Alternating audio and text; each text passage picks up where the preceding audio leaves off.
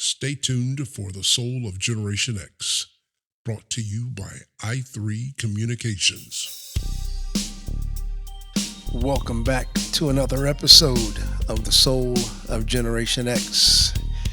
We thank you once again for tuning in here on a nice and breezy, cool evening with my partner, Lenny. Lenny, how's it going, brother? Hey, my friend, how's it going? Glad to be here with you once again. Thank you for having me. Always glad to have you, Lenny. It's really getting a little warm out there. You know, got a little rain today, but I guess we're kind of hitting those summer months. How's it looking over your way? Well, it's hot, rainy. We're hitting that time of year where the weather is changing from nice and cool breeze to hot, steamy, and humid. So, the dog days of summer are upon us. Yes, it is. And the dog days are upon us anyway with this administration we've been dealing with for the last few months. What do you think? Well, this administration is the most, by far, the most incompetent, unqualified, unprofessional administration since I've been a voter. Maybe Richard Nixon. I don't even think Richard Nixon administration was that incompetent. At least they weren't traitors. Let me just put it like that. I've been hearing things like that too. Yeah. Right. Richard Nixon might have been a traitor, but I don't think a lot of people around him, they tried to salvage the country so it wouldn't fall into the abyss. Unlike this administration, who has put a marker in the ground, United States for sale, name the price. Yeah. So, yeah. I got you. Yeah, this is not good. Yeah, I got somebody you. said, "Hey man, what's in a handshake? What's in a handshake, my brother?" I mean, when you shake somebody's hand, you reach out there and you shake a man's hand. That's right. what I was always taught. Look a man in the eye, shake his hand. Yeah. When I graduated from high school and secondary education, you graduated from high school and secondary education. You went up to the podium and you shook the chancellor's hand and the president of the university or the high school principal's hand, and he handed you graduation, diploma, a degree, and off you were on your next adventure in life. So, the graduation, this is the graduation time of year, and I'm sure the students in high school and college are happy to graduate after putting in 4 or 5 years of maybe 6 years of hard work. So Trump got to give the commencement address at West Point a couple weeks ago. Oh man! There was Trump. Everyone was dressed in their nice military outfit, and here comes Donald Trump in his suit. I think he had a blue suit and a red MAGA hat. Yeah. I mean, just no decorum, no. I mean, come on. No respect. There's no respect for the men and women that were about to go serve and fight for this country. Exactly. So after, normally what you do, and what Joe Biden and what Barack Obama did, they stayed and they shook every one of those graduates' hands. Yes, they did. I think there were 1,000, 1,200 men and women who were graduating that particular day. But no, not Donald Trump. Donald Trump said he had to go deal with Russia and China. Now, he couldn't stay around to shake those graduates' hands. The same men and women who were going to defend his sorry ass. And to defend this Great way to put it. Great way to put it. But he had more pressing business to take care of. He had to go deal with Russia and China. So about, I guess, maybe he dealt with Russia and China on his watch or his cell phone, because 2 hours later he was out golfing. Yeah. on the golf course. And okay, so I'm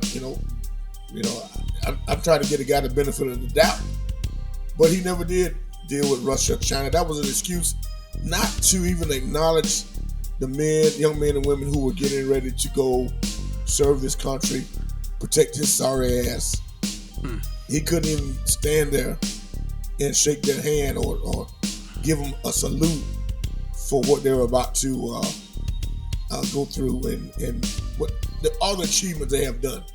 So, you could imagine. I know in my mind, if I was a military graduate from military school and I had this guy as my commander in chief, I would feel some type of way about it. I don't think I would go. Honestly, I don't think I would go. Right. I just thought I thought it was lazy. See, you got to say this guy's lazy. He is so lazy. He doesn't even read the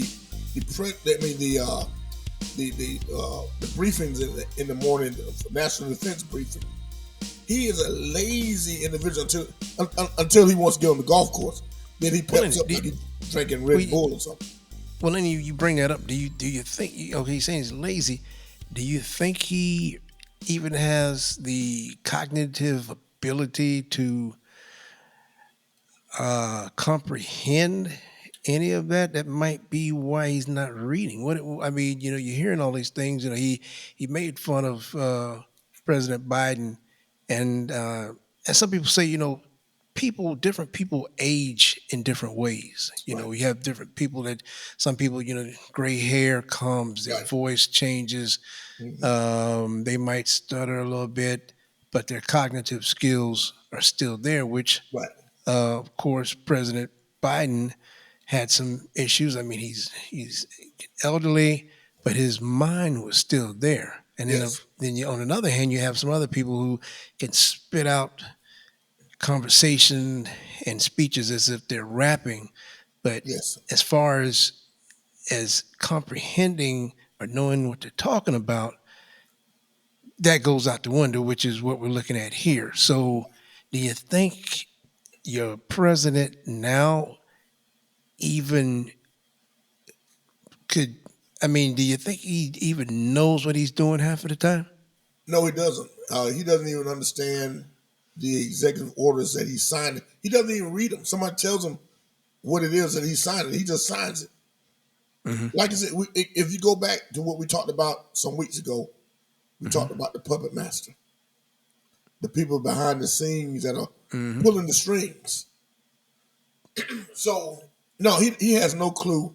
He has no idea. Just like most people that he has surrounded himself with have no clue at all about anything that they're doing. No clue. You got the education secretary, Linda McMahon. She has no clue what she's doing. None at all. Then you got... but she knows how to write a check. Yeah, she knows how to write a check, Yeah, she knows how to write a check. That's what it's all about. Guys like Hegseth and Kash Patel. These guys have, Kash Patel wants the FBI now to start training with soccer players and going to the gym, working out most of the time, and because he's jacked up now, he's all jacked up on steroids and looking crazy in the face every time you see him. But see, these people have no idea. Even the head of the guy that's over the agency of FEMA, what's his name? David Richardson. Okay. David Richardson.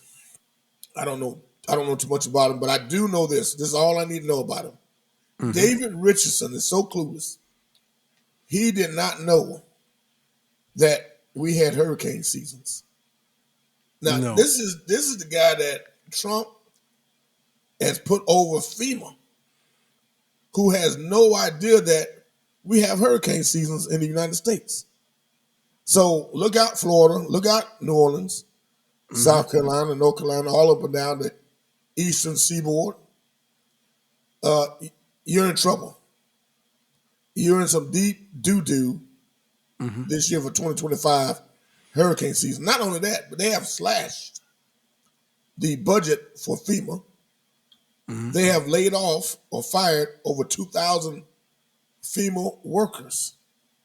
So good luck in having somebody come out and look at your property when the hurricane ravages and tears the roof off. Right. Good luck for getting in contact with somebody to try to get some funds in to help you feed your family and restore all the food that you lost out the refrigerator.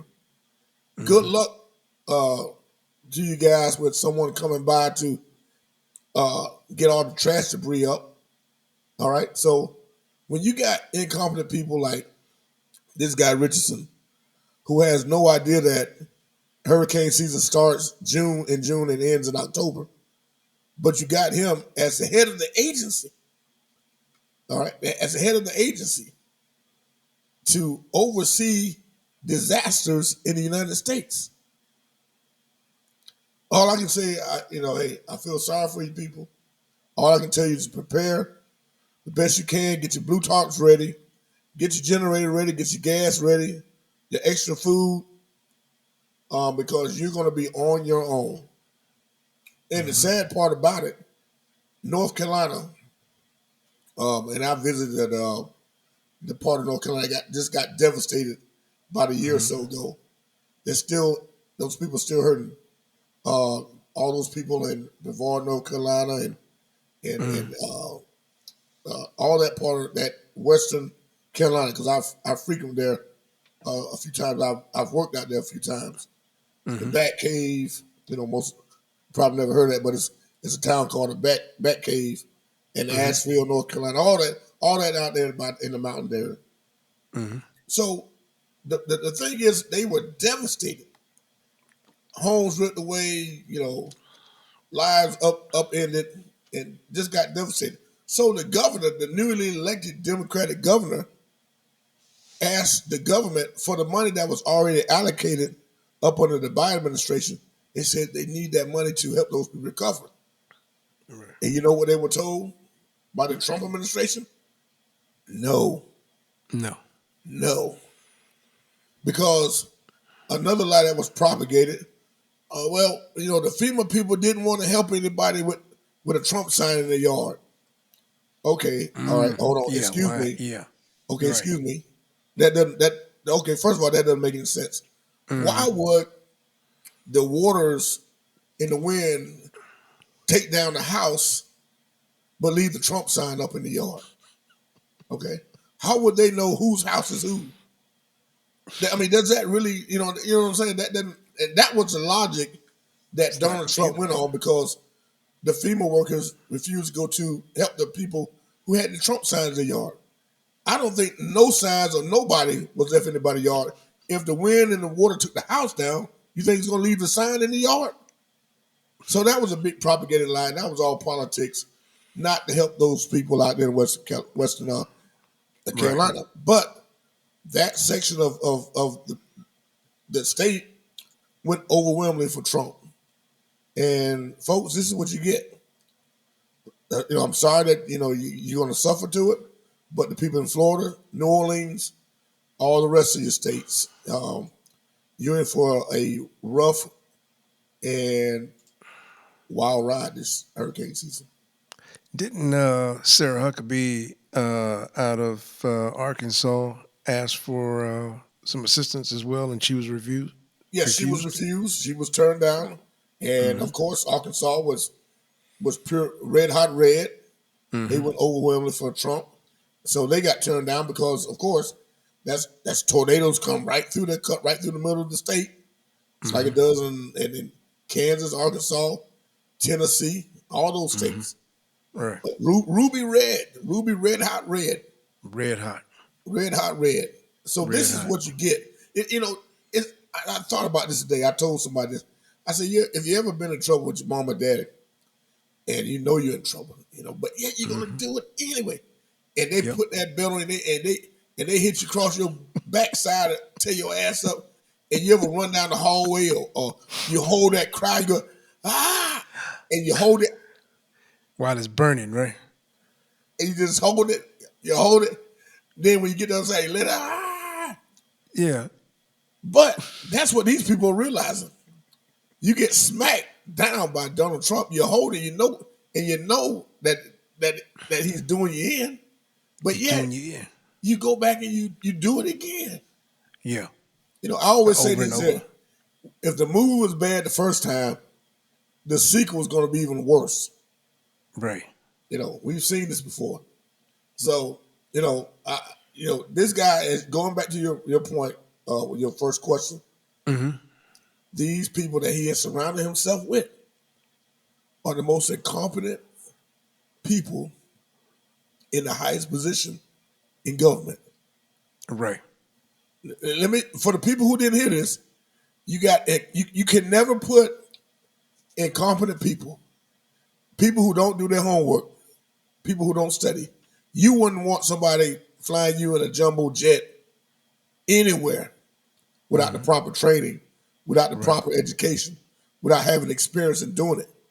Right. So why would you elect people or a person who is not capable of doing the simplest task? This is what you get. This is the government that you have now. And we're stuck with it for another 3 years. Well, you And of God course help us. know why. I mean, we know why every time something like this comes up. We know what the reason is, and we try to skate over it, politically correctly answer it. If we're talking, we're doing our, we're as we do daily, we switch roles, um, and have a certain personality here. We need to have it work. But we know Right. the ultimate reason Right. why, and we sit there and say, "Why would you do?" Which is what we're going to get into a little bit later. Right. But we know the ultimate reason why, and people of various nationalities and colors, the real people, they know it's just not those black people. Right. They just think it's just racism. No, it's plenty of people out there can see stuff. You have it a deep entrenchment in your heart Mm-hmm. that you are sensing entitlement, privilege, and you don't see somebody else that is good enough in your history, your eyes to, you only see them for a couple of things as entertaining and various, sports, but you don't see that person, Right. doing something that you think you can only do. So you in turn check that box for the most, I would say, incompetent, Mm-hmm. unintelligent human being to ever sit in the Oval Office. Mm-hmm. And therefore, when you get that, you're going to get your words, Lenny, a smorgasbord of other incompetent, Yes. intelligent folks. Yes. You open up a circus, like they say, right? What you gonna see in there? Clowns, right? Clowns. You got a circus. If you didn't see, and that's what we deal with every day, a circus. So Right. that's what we do. So we'll get into that later. But Right. I just had to add that because we know why. Oh yeah, no doubt. So the national debt. Well, let me get to this point here. The big beautiful bill Oh man, not that that big we hear beautiful so bill. much about, that the Donald Trump has labeled as, I guess, the best thing since sliced bread. Folks, is nothing but a con. There's no. Don't believe it when they tell you, when you sit around and you listen to this dark web of these people on the far right or the near right, whatever you want to call it, saying this bill is the best thing going for you. It's going to hurt you. It's going to hurt. It's going to hurt the people in rural America the worst. All right. Hospitals going to get closed. All right. If you live in I'm gonna just use Arkansas and Kansas again. If you live in the middle of Kansas, you got one hospital, and they take Medicaid and Medicare, and with them stripping Medicaid and Medicare, cutting it, you're at risk. your little city, your little town are at risk of losing the only hospital that you know of within the next 200, 300 miles. Right. All right. People in West Virginia and Kentucky and in these coal mine states that depend so heavily on SNAP and food stamps, get ready. It's going to hit you. All right. They are slicing the SNAP benefits and the welfare in half. They're going to require you to go to work. All right.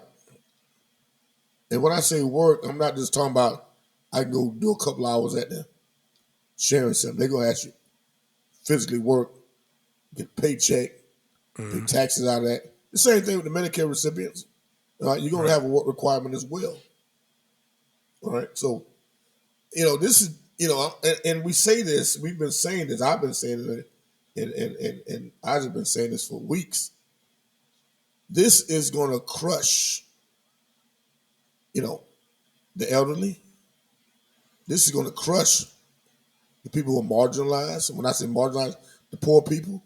This is going to really hurt that guy who's driving that tractor trailer, who's hauling that cement with the cement mixer. All right. Right. Who's working these construction jobs? The guy that's stocking grocery stores at night. All right. The guy that's taking on that extra security job at a restaurant or at a department store. All right. It's going to hurt that guy that's working that late night shift at Denny's or Waffle House. All right. This is going to affect you in the worst way. If your insurance is already in a getting hit, you might not have insurance after this. Right. You're every day you walk out your house without insurance is a day you're taking a chance of losing your life or something happening to you, and you have no recourse. So, this big beautiful bill that these people are telling is a lie. Don't believe it. And we're breaking it down to where you can understand that they don't have your best interests at heart, folks. They don't care about you if you get sick. They don't care about you if your mother, your grandmother is dying or your child is dying. They don't care if you can't get your prescription drugs. They just don't care. And what's the reason behind that? You may ask. Well, it's hatred. It's evilness. And we go back to what Isaac just said. People voted for this. People didn't read the fine print before they pulled that lever. They didn't intend to read it. They didn't intend to read it. You see, this is what blindness and prejudice gets you. It gets you something that you never intended for it to affect you. But now it's been laid out right in your front doorstep. And we have to say it that way because that's what it is. It is what it is, as they say. Right. You gotta say it that way because it's not going to get any better. Because along with the tariffs, and I'm going to just weave this in, along with the tariffs, this yo-yo economy that we have, right? We got a yo-yo working on a yo-yo economy. All right, he just raised the tariffs up to 50%. So Walmart just got a spine and a backbone to finally say we're gonna have to raise the prices. For everyone that shops at Walmart, and nothing against Walmart. I like Walmart. Walmart's a good place. But now you're gonna have to your prices are going up. What you pay at Walmart is going up. What you pay at Target is going up. What you pay at your local grocery store is going up. All right. What you steel, aluminum, that's going up. That soda that Pepsi, that Coca-Cola you like that you paid $1 for, you might be paying $3 for that can of soda now because aluminum was going up. Right. All this is going to affect the American worker. You're not going to escape this. And don't believe the hype when they talk, there's no tax on tips. All that's going to run out. They only give you a couple of years off that. Then they're going to take it away. But the tax break who's the real benefactors of this? It's the rich. Yeah. It's the millionaires and the billionaires. Right. All right. They're the ones going to profit from this big beautiful bill, as they like to say. But it's awful for you. It's awful for that bus driver, for that truck driver, that taxi driver, that Uber driver, that guy that's out there digging a foot or digging the trenches, that guy that's up there on the power lines connecting power. That's awful for you. That's awful for that mom who has to work 3 jobs to take care of kids. Yeah. That's awful for that divorced dad who has to work 2 and 3 jobs to take care of himself and to pay child support or alimony. That's awful for him. Listen, we're just trying to make it hit home. We laying it bare, we're laying it open. Right. We're not talking in platitude. We're not using a whole bunch of numbers and figures because all that gets everything polluted. We're just giving you the raw data, giving it to you straight. So the big beautiful bill and the tariffs was going to raise everything up, put people out of work. You got a lot of longshoremen lost their jobs, being laid off. You got truckers being laid off. You got people that work the railroad jobs being laid off. You got warehousemen that are have probably lost their jobs, all because an egomaniac, an egotistical egomaniac who don't have, as my grandmother would say, don't have the sense he was born with to upend the American economy. Because why? He was jealous of Joe Biden. I'm just calling it like it was. Joe Biden helped turn this economy around. Right. And this man was jealous. And he would rather destroy it than to give anybody else credit.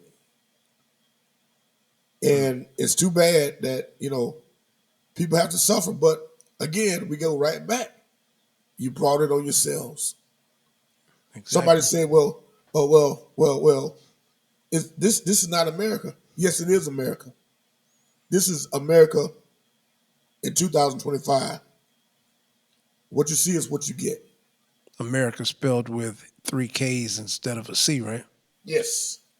America, K-K-K-A? Yes. That's where I spell it. That's where it is. I mean, that's the way it is. I'm not sugarcoating it. Nobody sugarcoats anything with us. So we're not in the, like Letty said, we're here to, all of our listeners, we're here to help you understand what's going on in a simpler way, instead of throwing all the figures out to you that you're hearing, where you're not hearing on network news, and I don't know how much you're hearing even on some cable news. So you're hearing it raw, pretty much, which is the way it should really be. I mean, really, you can. They put things on the internet, for House of Representatives, Senate. You can actually follow a bill through its, course. It starts in House of Representatives, and it goes to the Senate, and from there it goes. You can actually follow this stuff online, and there's no excuse. You have a phone, you can follow these things, so you can see what's going on, see what's happening, so they don't pull the shade over your head, the wool over your head, as they say, and what's going on. Like we've been hearing all this stuff about Elon Musk is backing out, and he's not doing this. But then you said last week that there's, in that 1,000-page bill, that there is a section for Elon Musk to continue getting billions of dollars in contracts. Can you expound on that? Well, yeah. I mean, his Starlink company gets billions of dollars in contract from the U.S. government. And matter of fact, and again, people don't. If they're moving their lips, 2 things. If the bill is long, then you know what's wrong. And if they're moving their lips, they're lying. Okay, so listen, I'm going to be straight with you. What you hear, what you probably heard, or what you hear in the news that Elon is all ticked off with Trump and he's against the bill and he's trashing the bill. Listen, that's an old tactic. That's good cop, bad cop. Good cop, bad cop. I'm going to trash the bill in public to make it seem like I'm at odds with you, but behind the scene, I want it to pass because I know you're going to increase the Pentagon's budget from 997 billion to over over 1 trillion or maybe 11 trillion dollars, and I'm getting some of that money with these contracts that I'm going to get, for getting you in office. So, don't believe the hype. Don't believe the noise and the so-called. And I was watching the mainstream media today. They was like, "Oh, he's against Trump and he's against the bill." I mean, every night I'm like, and I'm sitting and listening to these. You guys are just suckers. I mean, you guys will not last a minute in on the streets in real society. I mean, you can't even see a okie doke when it's an okie doke. I just don't understand. I don't understand because if I want something done, really, if I want something done bad enough, what you do? You talk against it. But behind the scene, man, I'm so glad we got that bill passed, man. Because man, I look at all the contracts I'm getting. My company's gonna boom. He doesn't care about Tesla. Tesla's just a sideshow to him, sidebar to him. He's making his money through the government. And listen, you can't buy enough Teslas, all right, to compete with the money he's getting from the U.S. government. All right, so he doesn't. People say, "Oh, he's losing in Tesla, and Tesla's losing money." He can't ask about that. Tesla's just a side piece. He makes his money through the government. And the more contracts he can get, the richer he becomes. All right. So, yeah, I said, you asked me the question last week. The bill is going to pass. And these senators, because it's in the Senate now, getting up, I don't agree with this, and I'm a physical conservative hawk. No, you're not. No, you're not. No, you're not. No. In Trump's first term in office, he ballooned the deficit up, the debt up to he spent 7.1, I think it was $7.1 trillion in his first term. You're talking about going back. Yeah, his first term he blew the deficit up for 7.1 trillion. That was part to do with COVID but the largest part of it was the tax cuts that he gave to the filthy rich.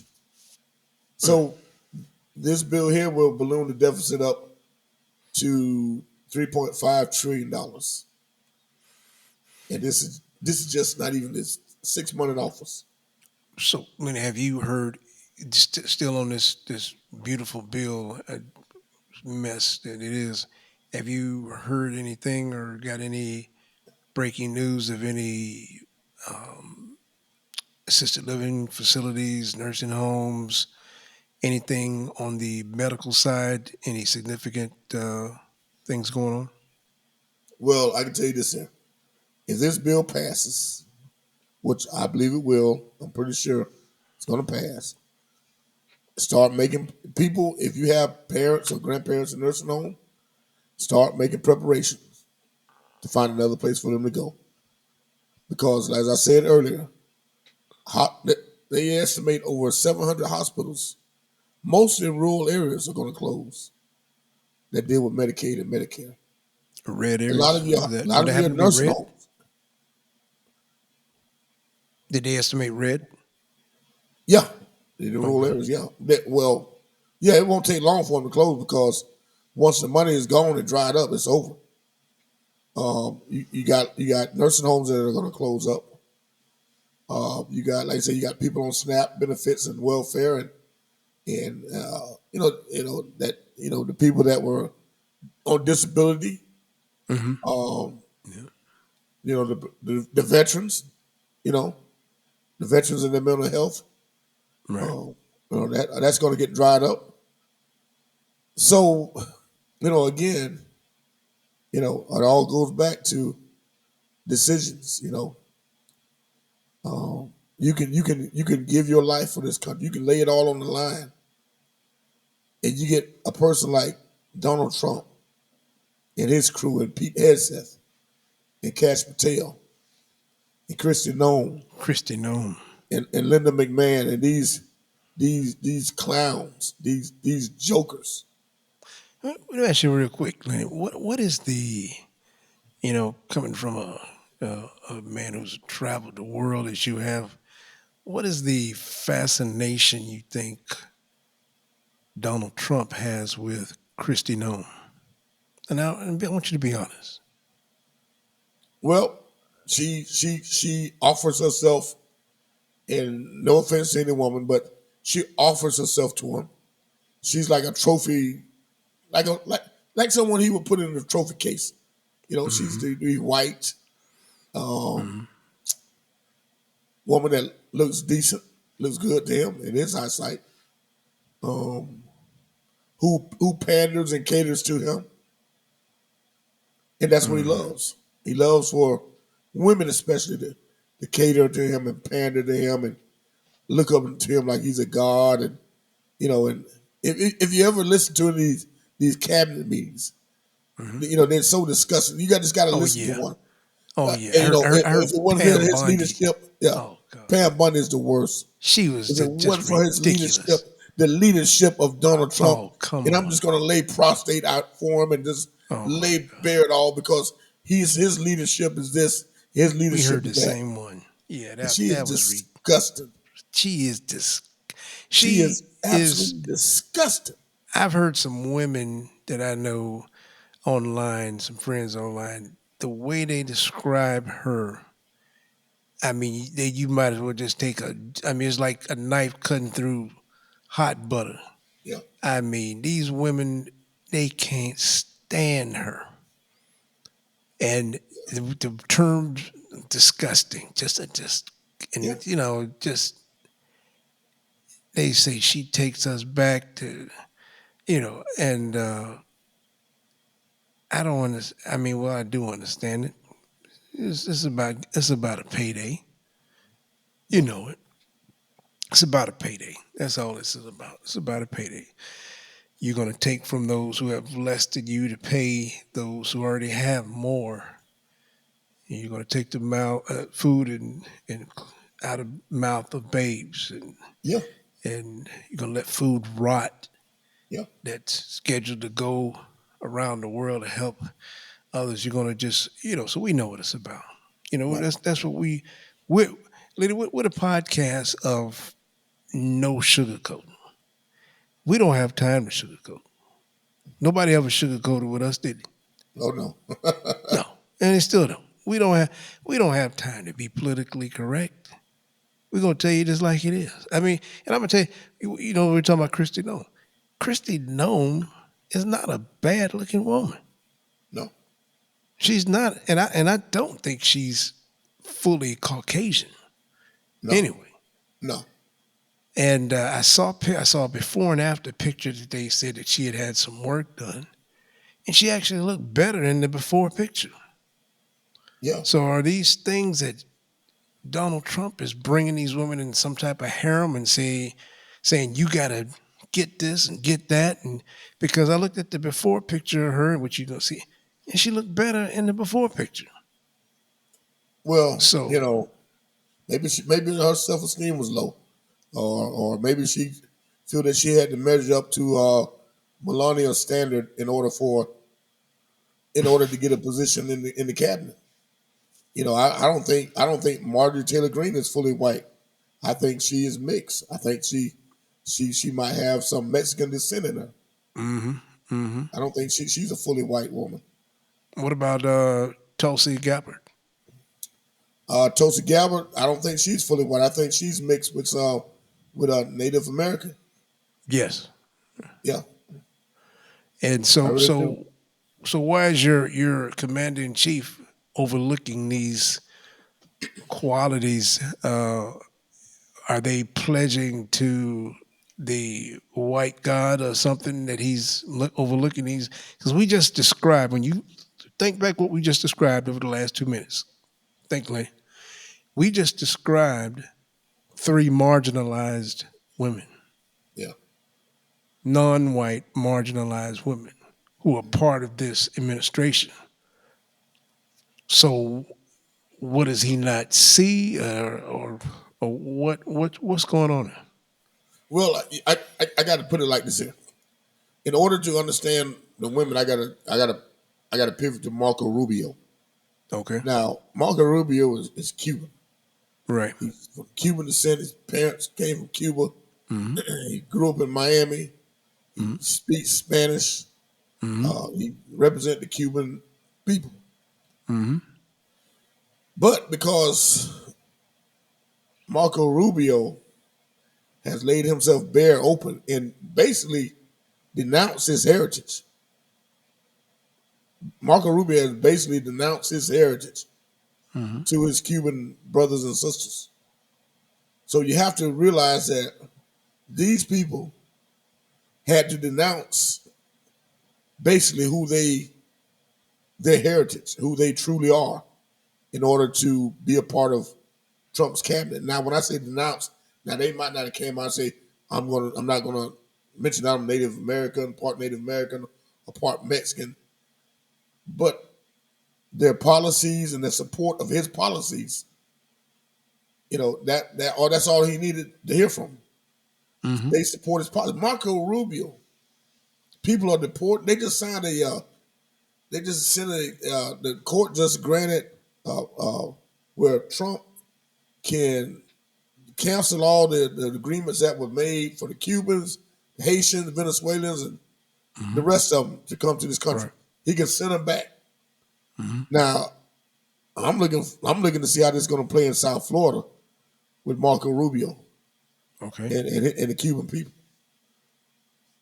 So basically, he had to renounce himself, and I think that Kristi Noem, and because I think she has some Mexican in her, just like Marjorie Taylor Greene, I think Tulsi Gabbard is part Native American. She has some Indian in her. And even you take J.D. Vance's wife, who's clearly Middle a Eastern. Muslim. She's Right. Muslim. Right. And then for, to sit there, all of them sit there and take that abuse on a daily basis. All of them get discriminated against on a daily basis. But Lenny, think, it's not abuse. That abuse is going right into their checking account. Yeah. That's You what I'm know saying. that? They're willing That's what to it's take all it. about. They're willing to That's take what it, it's all about. and they sold out for the money. They sold out for the position. That's what it's all about. Yeah, that's what it's all That is about. what it's. And you think about it. Many of these people, they say, first thing they start describing, their background. Oh, so and so has an Ivy League education from so and so. They did 4 years here. They did 3 years. Blah blah, and blase and blase. And when you think about it, what about just getting that common man, that common lady, that there should be some kind of new requirement for House and Senate, state level, national level. Just because you have an Ivy League degree, Right. does that give you empathy? You know what I mean? Does that give you, that doesn't guarantee that you would be a public servant that's Right. needed. Right. You know what I mean? So it all boils down to, we sugarcoat things. Well, you hear them sugarcoat, but it all boils down to, most of the time, racism and opportunistic, things where you just said, how can these women sit through that? Well, they sit through that so they can get on that Learjet and Yeah. fly to their vacation capital, wherever they want to be. They put up with that. Right. So Yeah, they can. I mean, look Yeah. at Melania. Didn't she sign some type of book deal for $30 million or something like that? Yeah. And look what she put up with to get to that point. Okay, and it paid off. Yeah. Okay, yeah. this woman was she came over from was it France, the Paris, somewhere. She was from French. I thought it was Was she Yugoslavian or somewhere. I thought it was somewhere near Russia. I don't. her, But anyway, Bosnia? she was maybe, but putting up with your taco chicken president, as you call it, has given her a $30 million payday all of her own. Right. You know, I mean that. You know, I'm sure she has more, maybe, but that's a pretty good payday. But Yeah. that's why they do what they do. But my They don't thing, care about us. Is it worth it in the end? Is it worth? But they don't. But Lindsay, I know they don't care. They don't care because they have no scruples. They have put their scruples so far in the closet to where they can't feel conscience anymore. But you or I, we never had $30 million, but I just can't see myself because I wasn't raised like that to lower myself to any man or any woman. Matter of fact, Right. to just lay prostrate and just say just abuse me, talk about my heritage In a you public arena at that. in the public, humiliate you, In the public and you arena. just But, sit there and smile and grin like a chessy cat and just take it. but Lenny, that almighty dollar, that's all it's about. Right. That is all it's about. I think, like I said, when things could change to where, you got that local guy that's running for that city commission board, at the Yeah. at the civic league. You know what I'm saying? You doing it because you got it in your heart, because you Right. care.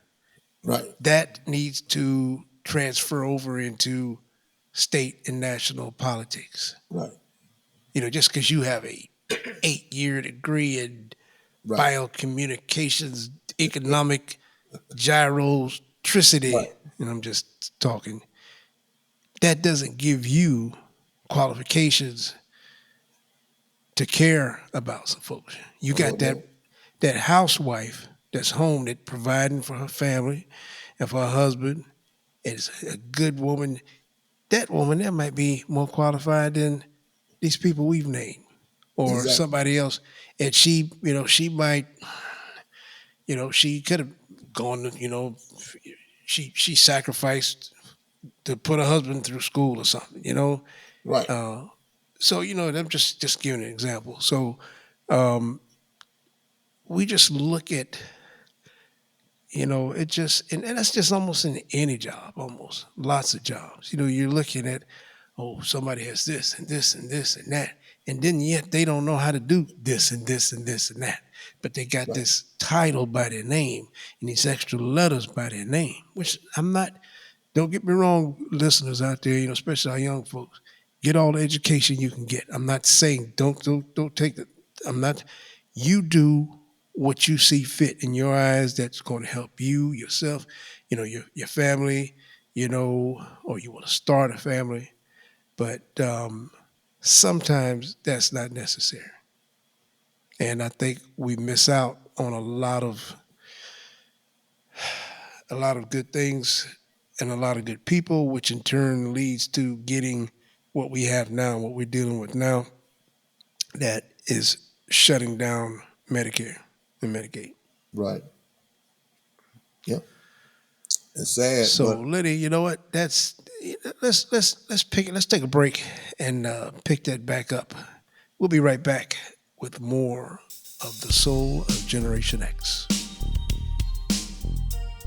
You are listening to the Soul of Generation X, and you can find the Soul of Generation X on Apple Podcast, Spotify Podcast, YouTube Podcast, and wherever you get your podcast.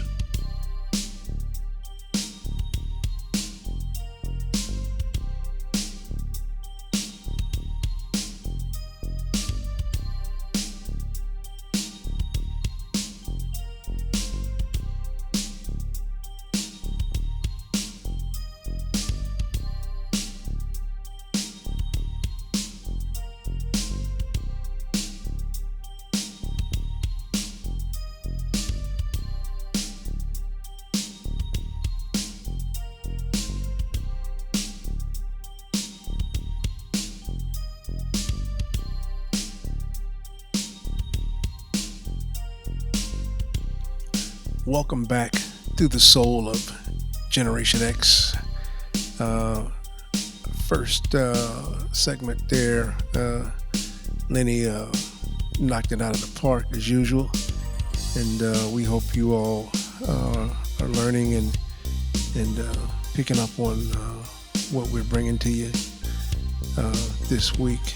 And as always, so we appreciate you all. We appreciate our listeners. Just real quick, Lenny, have you just want to step out? Have you been hearing anything from our international fans out there? Have you heard? Well, yeah, we getting. I've been getting a lot of good positive feedback back from our international family, as I like to call them now. Family, okay. From Ghana and the Philippines and Nigeria as well. Mm-hmm. Did you say Thailand as well? A couple in Thailand, yeah. Mm-hmm. So okay. we're stretching out, stretching our legs out there. We got some listeners that are listening to what's going on in America, because basically what goes on in America really affects the world. So yeah, I mean that's good to know that they are in tune to what's happening, and of course there's a big time difference. So by the time we get done with this show, it's daytime over there, and evening time where we are. But yeah, I really appreciate those people, and I want to give a shout out and thank you to them for being consistent listeners. Mm-hmm. Yeah, I mean, you think about it, we have an amazing or a high amount of American citizens in the Philippines and Thailand, and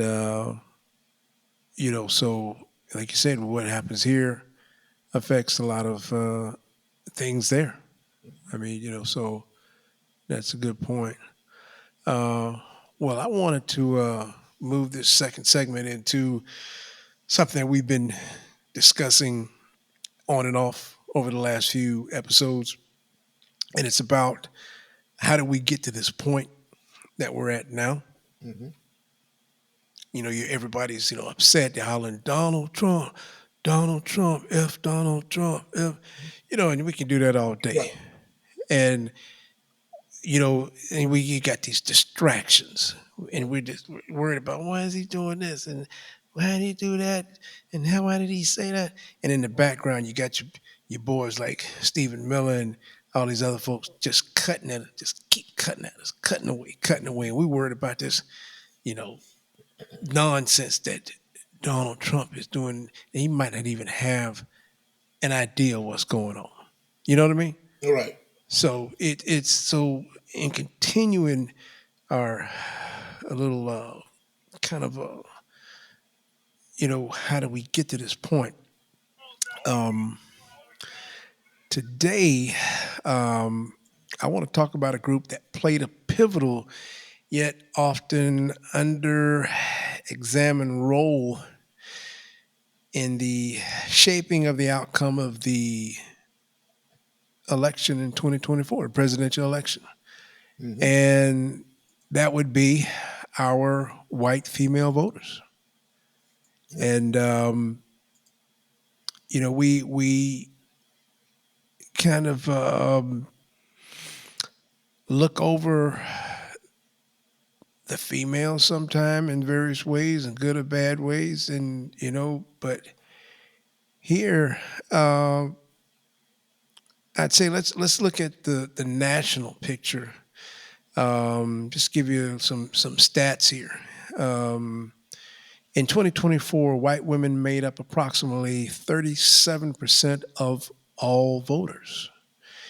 And among them, 53% of those white women casted their ballots for your commander-in-chief, Lenny, your exalted commander-in-chief, for Donald Trump.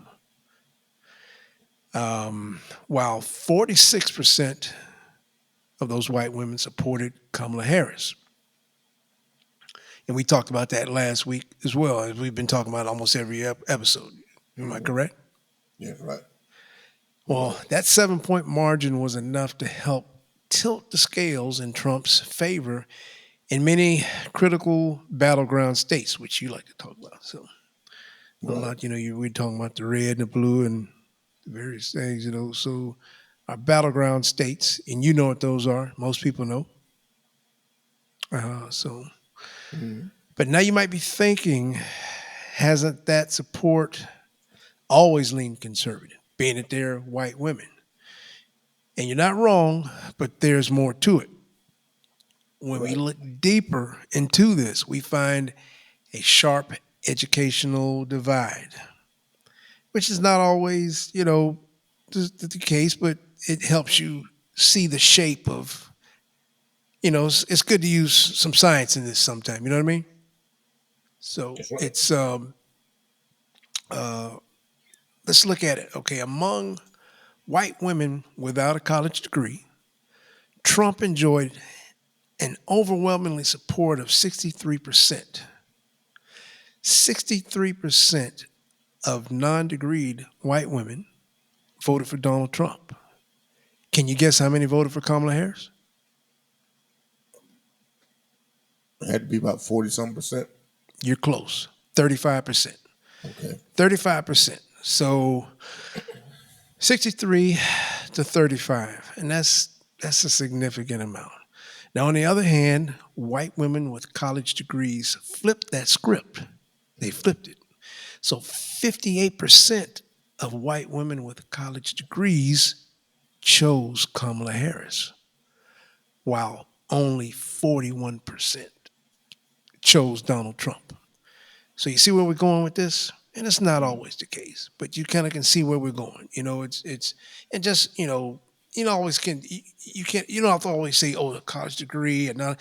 Sometimes Right. that could be your knowledge of what you're taking on your own to learn yourself. You know what I mean? Exactly. It could be just you sitting down with, so that I think we can include that in there too. You know what I mean? Hmm. But having a little bit of extra knowledge, you see the difference.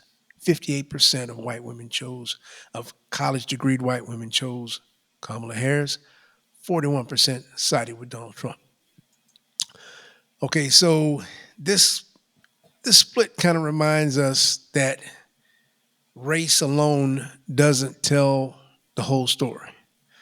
You know, white, black, or as he said, oh, Kamala, you want to be, what are you, white black this week or this year? That nonsense he pulled out. But education is now one of the strongest predictors of political behavior. And that divide showed up clearly in how white women voted.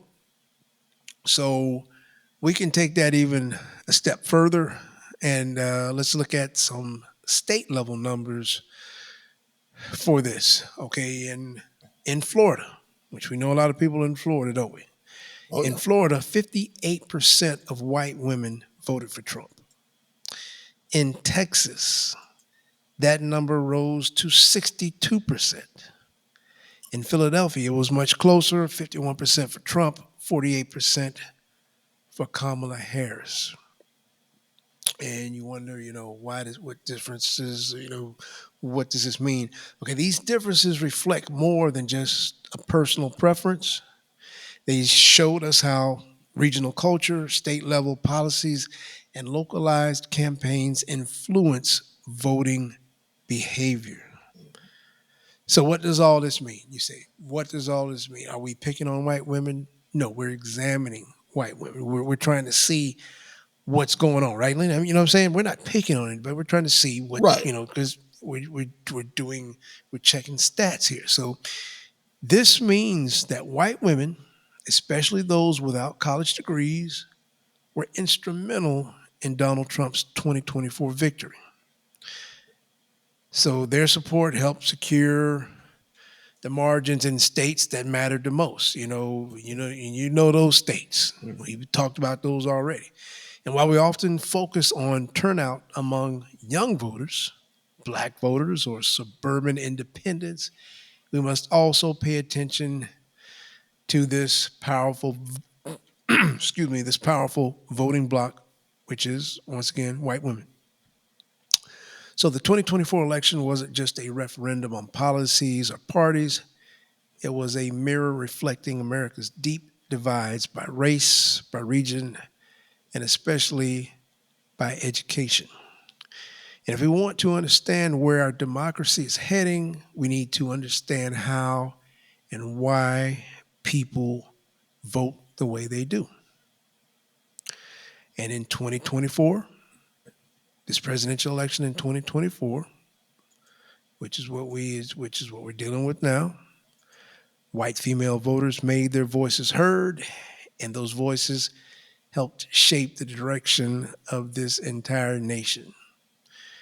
And we need to talk about something uncomfortable but necessary. And that's what we're here for, right, Lynn? I mean, we said no sugar. I want to ask you a quick question before you, go ahead. Get into it. Now, was that broken down when you said the 63% and 58%? Now, did it also entail the age demographic, or was that just all? That was white women in general. Okay. That was in general, from whether you're of the 18 up to 99. Okay. In general, Gotcha. But we did break that down last week. The age. Was there something significant that you wanted out of that, or what? No, because like you said, the educated white women who are not only more educated but more financially stable or have better jobs, better health care. So I think that plays a factor in the voting. When they go and vote as well, who the candidate is. Right. So yeah, I can see where all that is mushed together, and the outcome is going to be okay. Yeah, you're more educated, you're higher earning, you're more astute to what's going on. As they like to portray elitists, which they're not elitists, but would vote a certain demographic. I mean, a certain way. Right. So, and it goes the opposite for those who are less educated. And I'm just breaking it down for the people to get it. Less educated, don't make a lot of money, bad health care, bad situation. Maybe no fault of their own. It's no fault of it. It is no fault of the people who are educated. Because I hear that a lot of times too. Oh, we're going to blame the elitists. We're going to blame the people on the East Coast, West Coast. No, no. Your state, your local municipality, your governor, your senator, your state senators, your state representatives, they're the ones who are making these depressed laws to keep you in that situation you're in. That's why you can't earn a lot of money. That's why you got poor health care. That's why you're uneducated. Not because of people on the East Coast or West Coast. All right? It's because of the people that you choose to represent you. Keep you in that situation. And to add on to what you're saying there, too, it's kind of like one of those Alfred Hitchcock things. You're looking at what you just said just now. You said, okay, the difference of the educated women, college-educated women, and non-college educated women. Well, we kind of just talked about this in the last segment. Those non-college educated women are basically calling the shots for you. Yeah. You know what I mean? You got to see where I'm going with this? Yeah. They're the ones who call the shots on this. Yeah. So here we are, we're reversing this, kind of what we talked about before. Yeah. They turned out in numbers to vote for what hell we're getting ready to, we're already experiencing some hell, but even more. Yes. So it didn't take a college degree for them to basically, in so many words, create policy. You know what I'm saying? You know what I'm saying? I mean, think about it. You just said it. Usually, I mean, it's kind of oh man, it's kind of flipped the way I'm saying it, but it makes sense. Yeah. People, those college educated people who voted for Kamala are sitting here in angst and anger from decisions from the non-college educated, no degree, blah blah. It just kind of just wild, just insane. Yeah, but I just wanted to add that in. Coming from, no doubt. Just it just flipped the script basically. Right. And you're like, how did they flip the script? They didn't go to here, they didn't go to there, they didn't get the graduate, they didn't do this, blah blah. So anyway, I just wanted to throw it in there. But and I want to pivot off of that and to say that we need to talk about something uncomfortable but necessary. If you want to look at it that way, I mean, on things that uncomfortable to us, but getting back to what I was saying about the white women who their stats on the way they voted in the 2024 presidential election, a majority of white women voted for Donald Trump, as we said, a man with a documented history of misogyny, who was found liable in court for sexual abuse, who has degraded women publicly and shamelessly for decades. And yet, and I'll say once again, one more again, and yet they voted for him anyway. So what does that choice that they made say about their character, right? So let's be honest. It reveals a lot. It shows that for many personal reasons, comfort was placed above collective conscience. That policy, preferences, and cultural familiarity were deemed more important than respect for themselves, for other women, and for survivors of abuse. And that's not just a political decision, it's a moral one, right? Right. And it gets worse. It gets even deeper.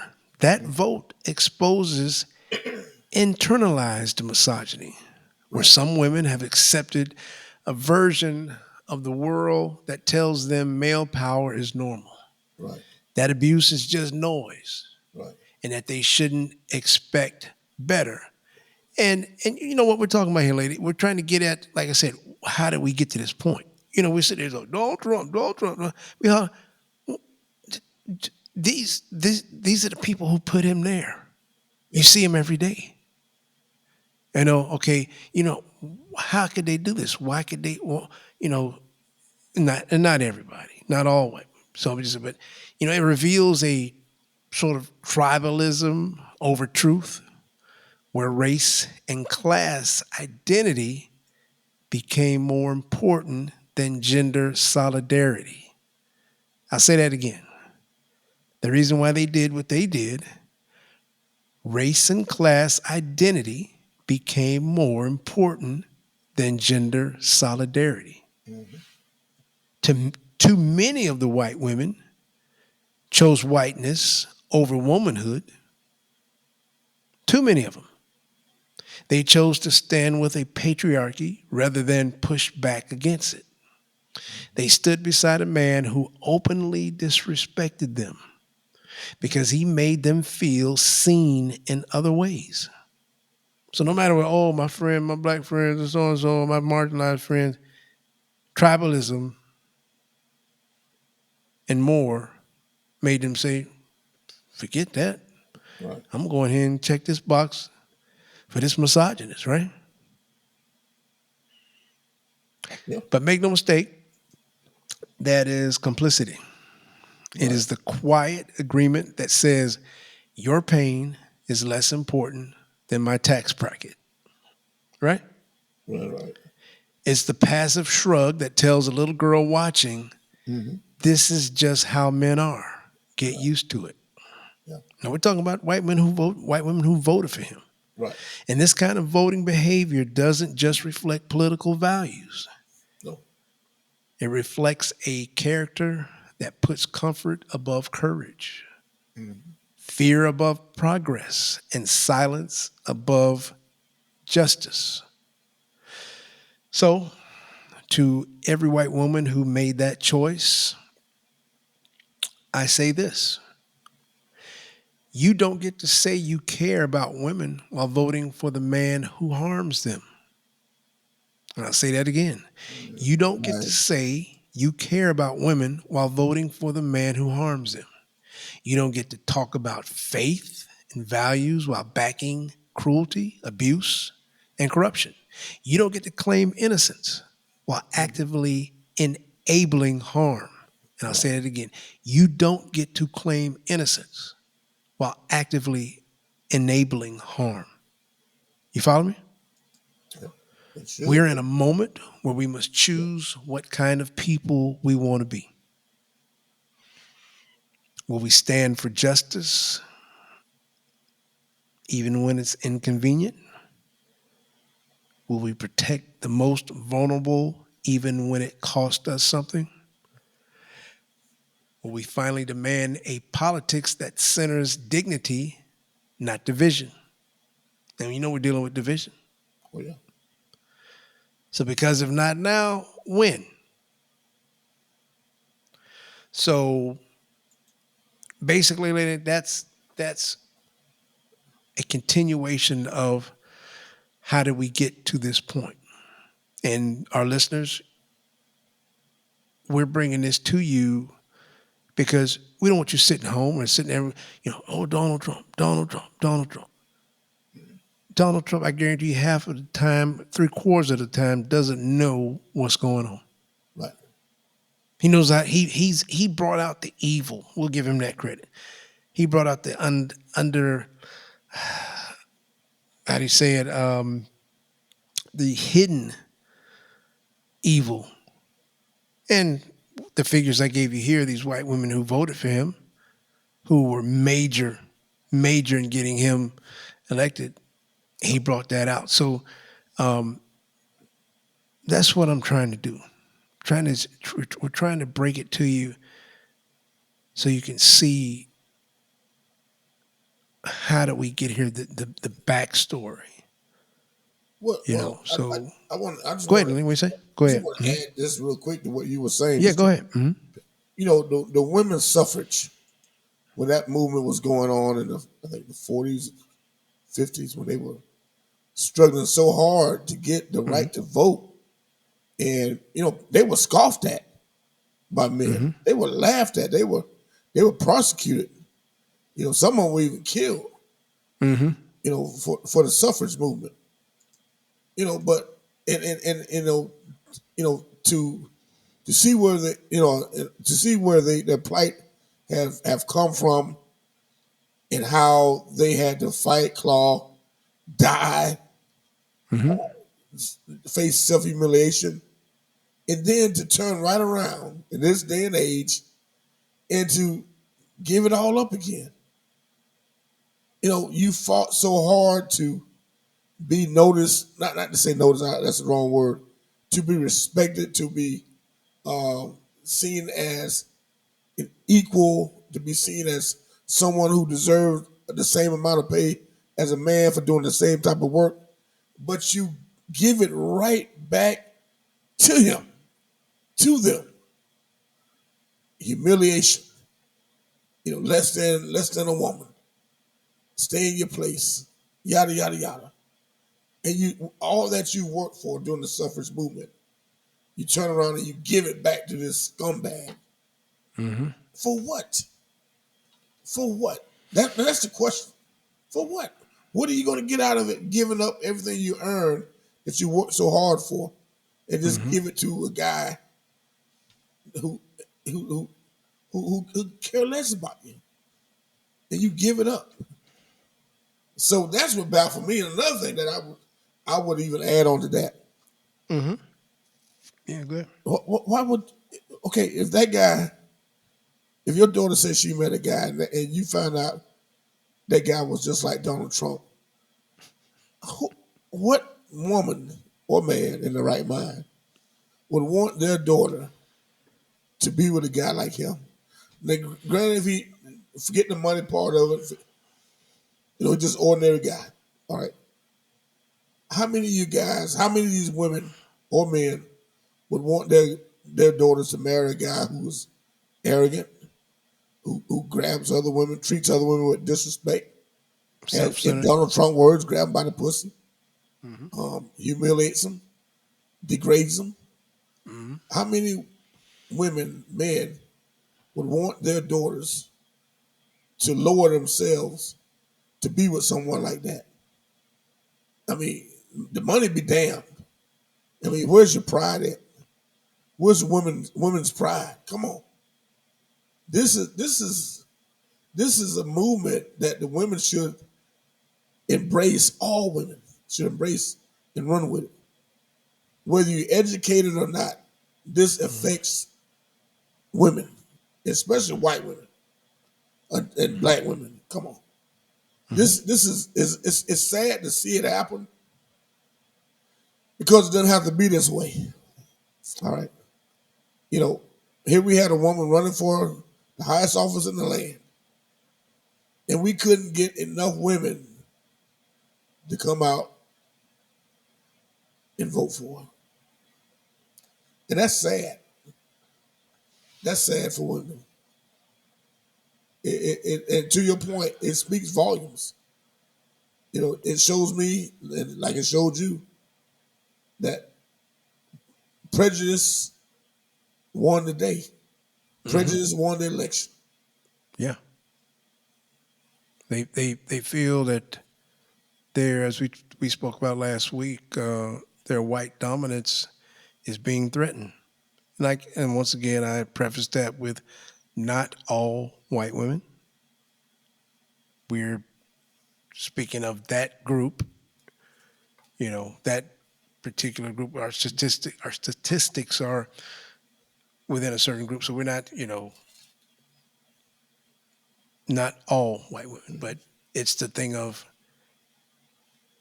and I see some of these women, like, you know, come to an election that were just talking about him like a rock star. Yeah.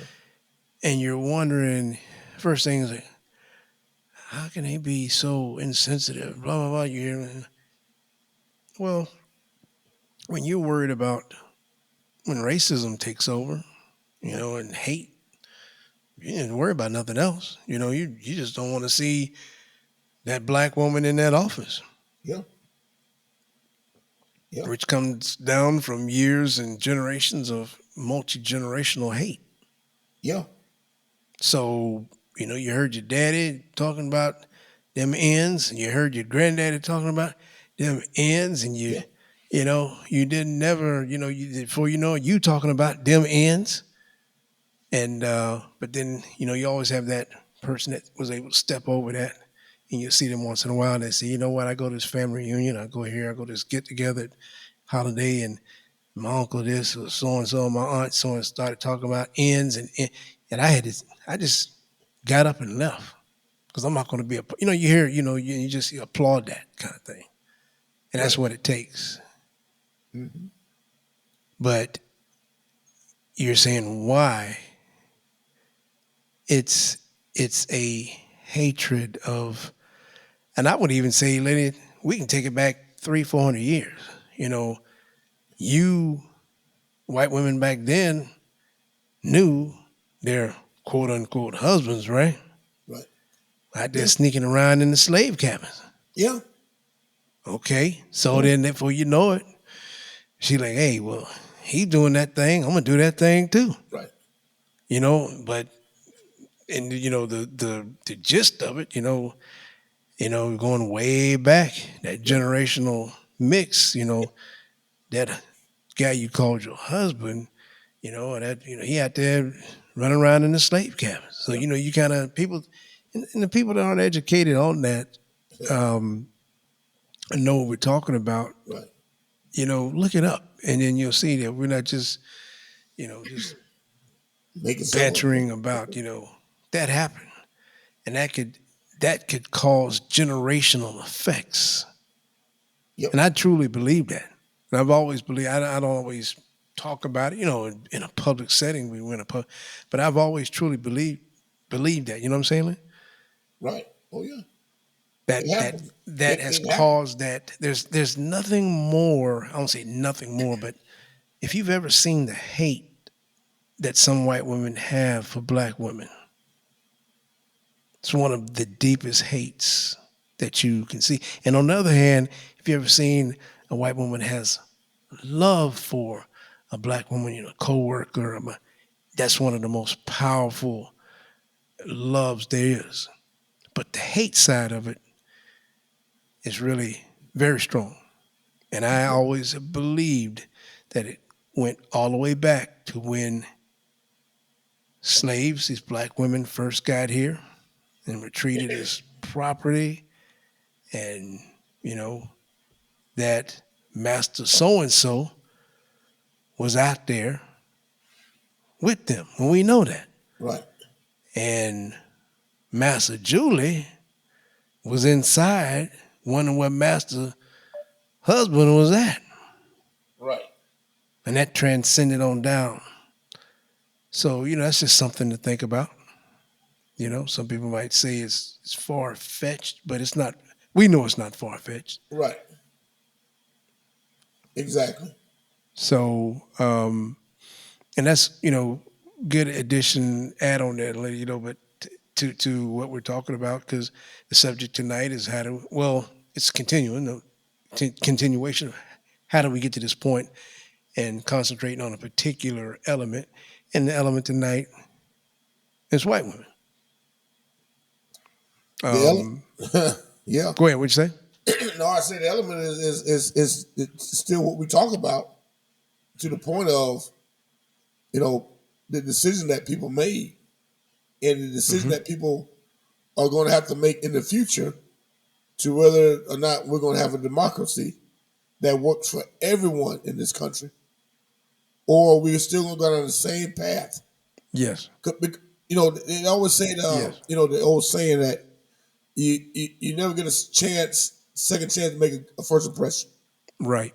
Mm-hmm. But we have an opportunity, be it a year from now, to make a difference, make a change in our political spectrum, whether you're black, white, man or woman, to start turning this big ocean liner before we end up crashing to this iceberg called Trumpism.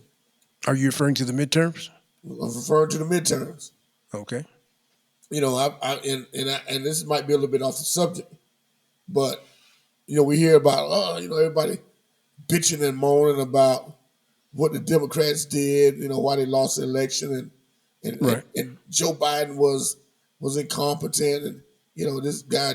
Are you referring to the Tucker Carlson fiasco, or no, Jake Tapper? Excuse me. Jake Tapper. X that Jake Tapper. Yeah. The ridiculous book. Yes. Now you got his press secretary, Jean Pierre, Biden's press secretary. Mm-hmm. She's writing a book now, and she's renouncing her Democratic affiliations. Wait a minute. You say she's denouncing? Yeah. I hadn't heard. Yeah, that was breaking news today. Breaking news today? Yeah. Jean, the black lady, that was his. Yeah. I don't know. You don't. Yeah. She's writing a book, trashing Biden as well. So, come on. And, I just, but come on, Lenny. Yeah. May I tell you? Hey, listeners, let me tell you, Lenny has feelers all across the world. He gets the news before MSNBC, right. CBS. I'm telling you, Lenny brings. Wow, this is. So she. I don't. And he know he's not going to give it up. He's not going to tell us his sources. So she's we just got to go with it. It'll be out in October. It's actually, as much as Joe Biden stood by her, she comes out with a book that's going to trash Joe Biden. But those people are bottom feeders. They never was, they don't have any, as far as I'm concerned, listen, you're an opportunist, you're writing a book, you're trying to make money, screw you, all right? So my thing is, I'm not trying to look backwards what Joe Biden did or Joe Biden didn't do. Joe Biden was a hell of a president, and I'll stand up and say that in front of anybody. Yes, sir. All Amen. Right? But what we have to do, I'm not, Democratic Party, this and that. Listen, we got a lot of good deep bench. We got a deep bench. You play baseball and football, Yes, we sir. have a deep bench. Okay. Yes, sir. So my thing is that we have to turn this ship around before we crash into this damn iceberg. And once the hole's in the ship, it's going down. Everybody's going down. And I'm pissed off with these MFers for getting us in this position. Okay, I really am, because we all got to take a haircut. We all got to get a fade in this. So going forward, I just want us to, take inventory on what's coming up, because it's never too late, never too early to start looking ahead.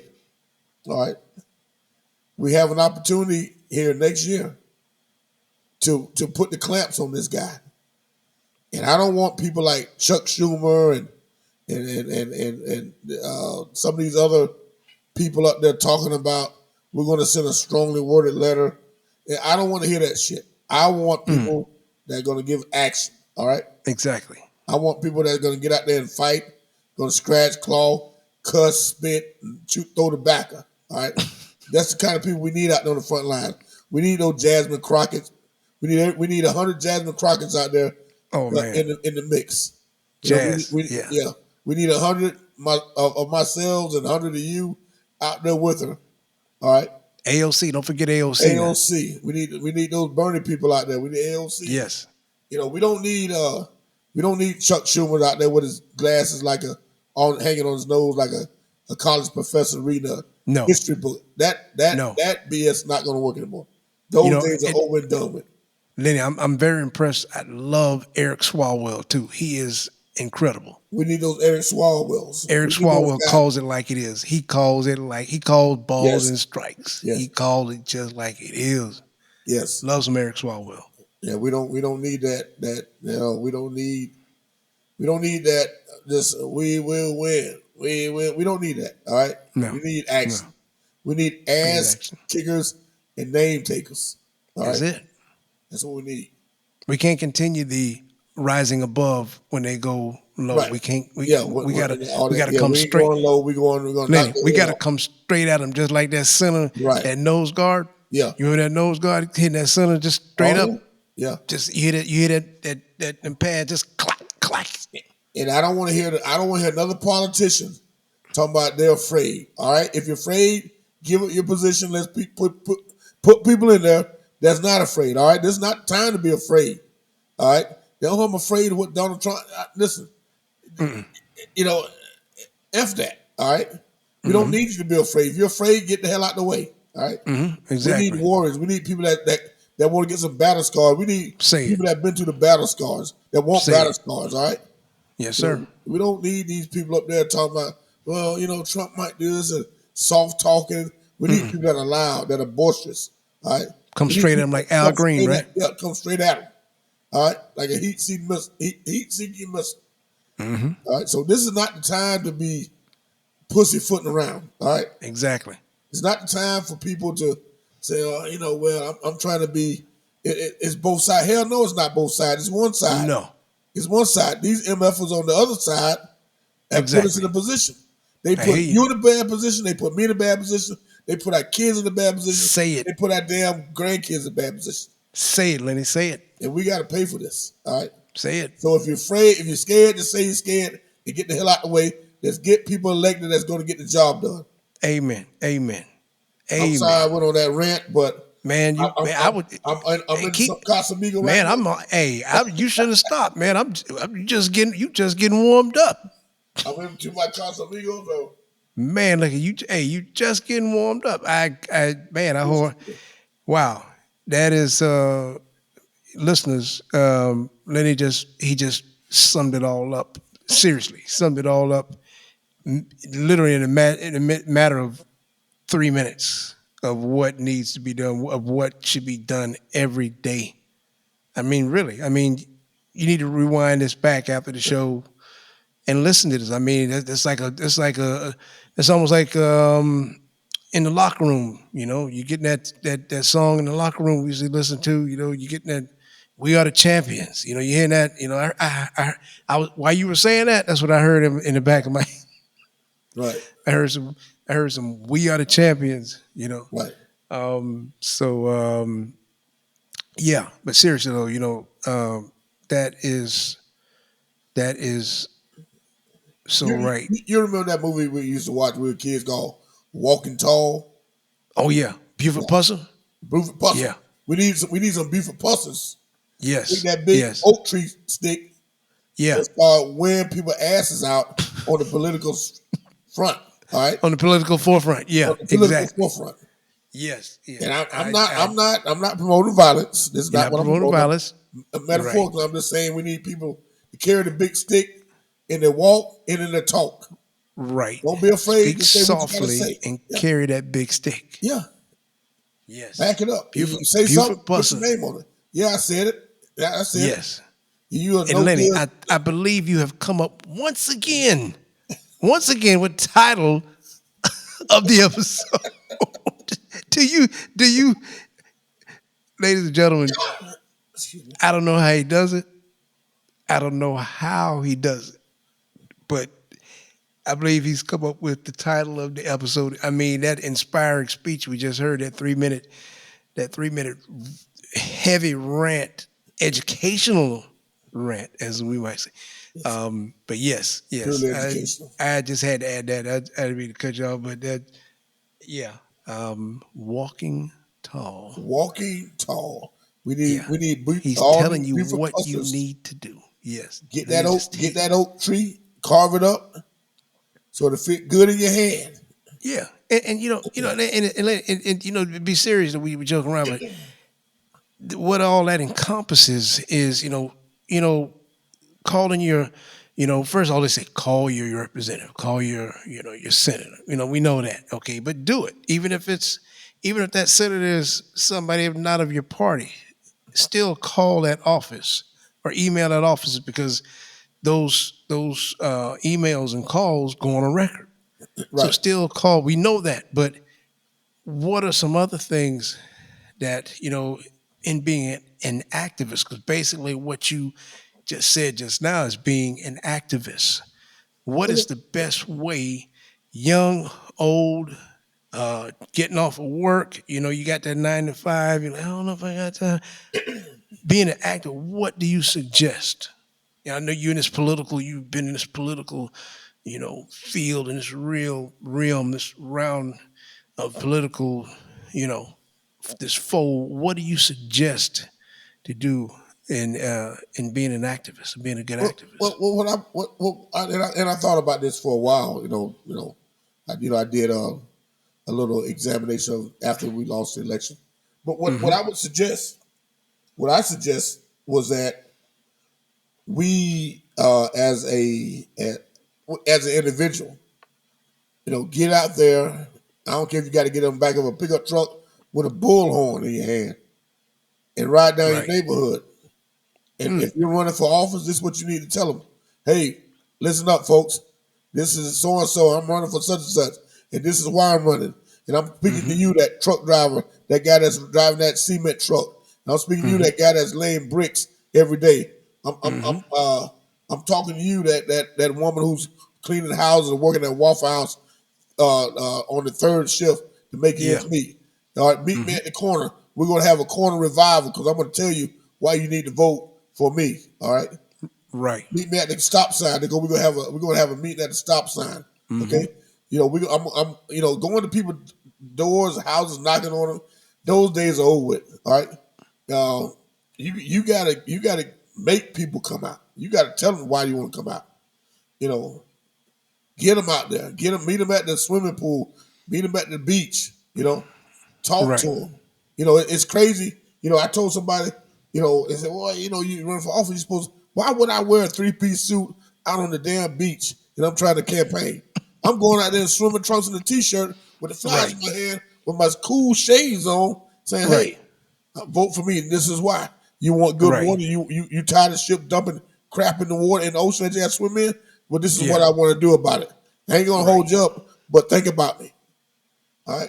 Right. And when you call up these politicians, when you call it, don't people please don't call the office. Well, this is so and so, and I just wanted to tell you that. No, hey, this is me, and I don't like the crap that you guys are doing. I got to drive down some bumpy ass roads every day. Get off your ass and come fix my roads. All right, I'm gonna keep calling, and I'm gonna leave the same message over and over again till you're gonna call me back. Yes, exactly. Yeah. And he's being straight up. That's what you got to straight do. up with you. You can't sugarcoat this and go fly high where they flying low. You got to. That's called meeting them straight. That's a head-on meeting right there. That's head-on collision. Straight up, head-up collision. And that's what you got to. We talk about Republicans and Democrats. That's one thing they've managed to do. Yeah. Over the years, the Republicans, they keep coming. And I heard somebody say something about, when they think, how do you say it? When they feel that they've won or something, they don't stop. No. They continue digging, like pouring salt water in a wound. Yeah. They continue, and us as Democrats and some progressives, rather non-Republicans, I just say that, we get a little bit, we slow up, Right. We won that. Like everybody said, we elected a black president. Yeah.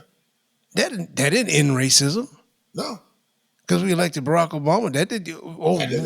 We ended racism. We elected a black president. Racism is over. Right. Now you switch that over to the Republican side, man, they'd have elected Barack Obama and elected 25 more.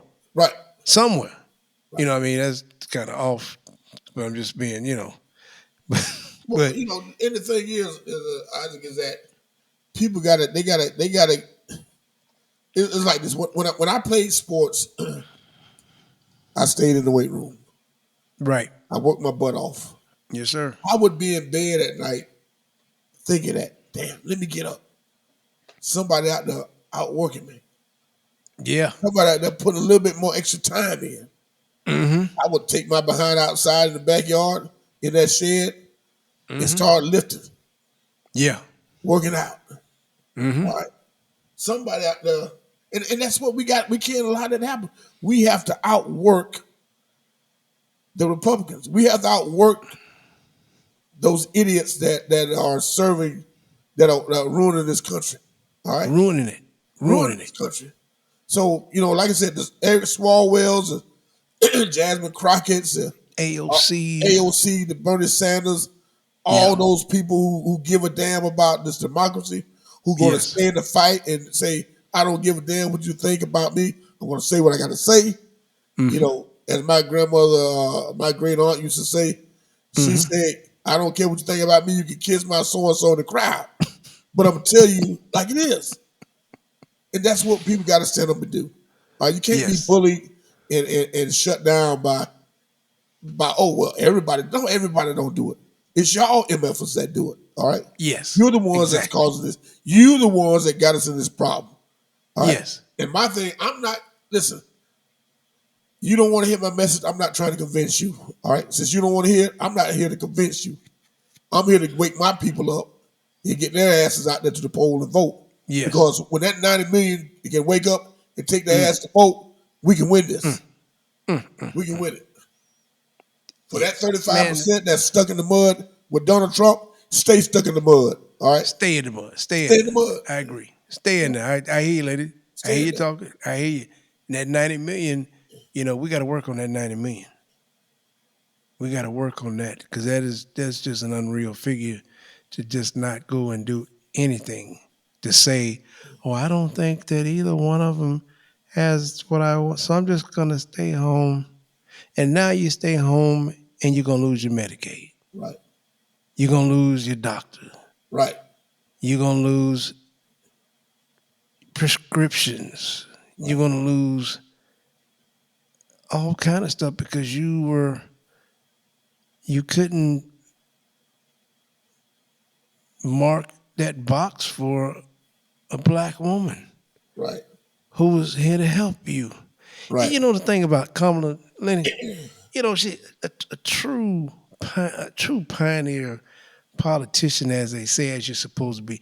When you're running for something, you don't get up there and say, "All right, I'm just going to help y'all, my people. I'm up here. I'm gonna give this to y'all." No, Kamala was up there saying, I'm going to help everybody. I want us all to prosper." Yeah. She didn't get up there. When did you hear her get up there and say, "You know what? I'm just going to this particular bills, this blah blah blah. I'm just here to help my people"? No, you never heard her speak like that. No. Matter of fact, she helped construct the bill, create the bill for those farmers that are sitting wet eyes and sitting on top of their tractors now with rotten fields of food. Yeah. Come on, yeah, I voted for Donald Trump, and I don't know if I wouldn't do that again, which is a lie. But Yeah. she helped create the bill to fund the grants that they get and help them. Yeah. She didn't go, I'm going to help. I'm not going to help them. I'm going to help everybody. Everybody. Everybody. Yeah. And man, Well, that's these people are cruel, man. These people, yeah. They, like I said, man, they evil, man. Yeah. Straight up. Yeah. This is not cotton ball, soft tissue. No. This is not the time for that. All right. Like I said, I say Chuck Schumer because I can't stand Chuck Schumer because not that I think he's a bad person, but he's a bad political person. Okay. And he really needs to go.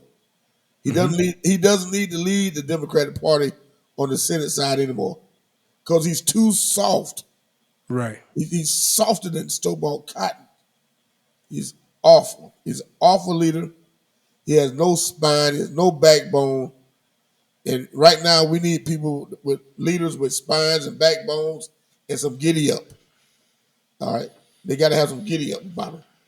Yeah, I mean, and to just because it happens to be Pride Month, one of the strongest figures one of my favorites that we could not continue this conversation without bringing up my man Pete Buttigieg. Yeah, an incredible, not just a scholar, but veteran. Yeah. His knowledge of it's incredible. Right. And they're talking about Pete running, for president. Right. And and the first thing you hear, oh, we don't know if we could have a gay president. Right. When you look at this man, you're not looking at what his lifestyle is, what he does. You're looking at him helping you. Right. That's what you're looking at. You're looking at the guy that goes out there every day and beats the pavement for you. He cares about his country. He cares about people in general. Yeah. And it's just, like I said, I brought him up specifically with this being Pride Month, but you never hear him go into that to cause you to feel for him, as if he's going through a marginalized situation. Right. He comes at you. He goes on. I don't watch Fox, but I've seen clips. He goes at anybody. He can talk to anybody about anything. He can. He's knowledgeable. He's a veteran. Great personality. Veteran. Yeah. I mean, just a stand-up person. He was a mayor of a city. Yeah. And you see him, you see that when I hear him talking and just white guy, I picture that. Some of the good buddies you had back in high school, that just you trusted, your boys, and that's where you see him. You're not worried about what this man does in his private life. That's not what this is about. Right. And that's what these mofos that we've been talking about, worried about, just ridiculousness. Right. Well, and then every day we're seeing one of them get picked up for sexual perversion Yeah. or something, at this mega church. I saw another guy today. It's like every day. Well, yeah. What are you preaching to these people? And you committing some of just the most heinous acts. Yeah. But you're gonna say, "Oh, this guy, you can't vote for that gay guy." Blah blah blah blah. Right. It's ridiculous, this man. Well, I mean, I had a conversation with on my social media account with guy I coached with for years. Who the Democrats got? They got Pete Butt Plug and all this other kind of nonsense. But he's a good Christian guy. So I had to call him out on his hypocrisy. I had to call him out because of his lies and his fake religion. All right, because if you look at you're not looking at the context and the character of a man by peeping inside his bedroom window. Right. I would think you're a pervert when you do that kind of crap. Okay. Right? Yeah. Totally. So, but you're trying to hide that behind Jesus, God, right? And this particular scripture that you picked out to fit what you're talking about. Yeah. Which has nothing to do with nothing. Yeah. I had a lady get mad at me on social media because I told her, basically I put a post up where, why are we trying to push for religion to be in school for kids to follow it? We can't even get people to do right with religion in the church. Mm-hmm. Why is there a big push? I'm a believer in separation of church and state. Yes. Putting up the Ten Commandments. Yes, sir. Putting this up. That's not going to make kids or people act any better. No. Okay, it starts at home. You want your faith increase? You teach your kid at home. You take them to church. All right. Take them to Sunday school. Take them to the synagogues. But you can't get mad because we have a separation of church and state. Because once you do that, you open up yourselves to all other religions to come in. Every last one of them. Mm-hmm. Yeah. So, this and that. It was better when it was, no. What do you mean it was better? It was, it was better because people had a little bit of respect for one another. Right. But you guys have totally just lost it. You just lost it all. Threw the book away. You lost all kind of dignity. It wasn't that goodness left. You left goodness. Yeah. Yeah. Oh yeah. You left goodness. Yeah. I mean, you've lost it. Yeah. You left You've goodness. lost it, and you left and Donald Trump helped you. The real you come out. Yeah. Made you say that, hey, I don't have to hide this hate, this prejudice, this racism no more, because my white God, Donald Trump, told me I can do what he does. Right. I can just come out and be ignorant and say what I want to say and do what he does. Yeah, like even if I don't make but 1/8 of a percent of a million that he makes, I'm going to do exactly. I'm going to do what he says, even though he don't care about where I live. Right. He would not come to see me. He wouldn't have anything to do with me. Right. But I'm going to follow my white God because he said it's okay. I'm going to put his picture on my back windshield. I'm going to put it on the side back, the rear passenger side. I'm going to put his face on it. I'm going to plaster his name on my bumper. Yeah. I'm going to do all of this so he can come and take my Medicare. Yep. I'm going to buy all his merchandise, everything. I'm going to buy everything, but I'm going to support him, and I love him, but give me your Medicare. Give it to me right now. Yeah. Give it to me. Like Rick James would say, give it to me, baby. Give it to me. That's and you. But I tell you, Lynn, I have literally seen I think some people are going through that. Well, I don't think they're going through the FAFO, but I think some people are in shock right now.